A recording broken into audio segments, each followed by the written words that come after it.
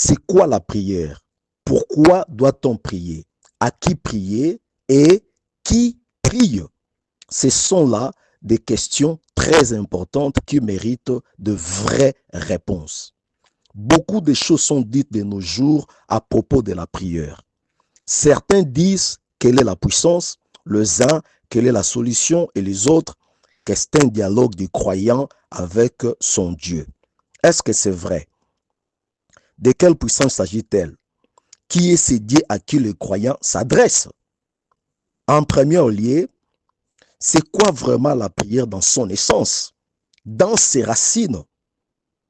La première fois que la Bible parle explicitement de la prière, c'est dans le livre de la Genèse, le chapitre 4 et le verset 26, où il est dit « C'est alors que l'on commença à invoquer le nom de l'Éternel. » Remarquons que ce n'est pas avant la chute de l'homme, mais après qu'il a été chassé de son environnement, connu la perte de sien, vécu dans l'angoisse de la déception, dans la solitude de la propre vengeance et l'accroissement de la violence.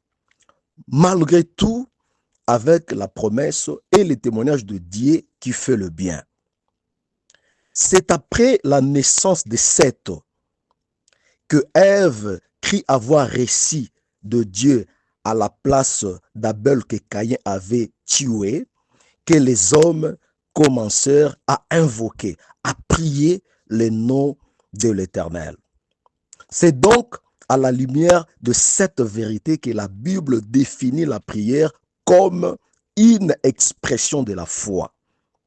La prière est donc dans son essence l'expression de la foi, le langage de la foi. Sinon, voyons ce que disent les Écritures. Si nous lisons dans Romains chapitre 10, le verset 14, il est écrit « Comment invoqueront-ils, c'est-à-dire les hommes, celui en qui ils n'ont pas cru ?»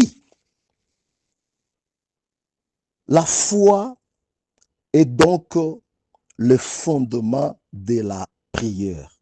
C'est ce que David dit aussi dans sa supplication à Dieu dans le psaume 116, le verset 10, où il est écrit « J'écris, c'est pourquoi je parlais ».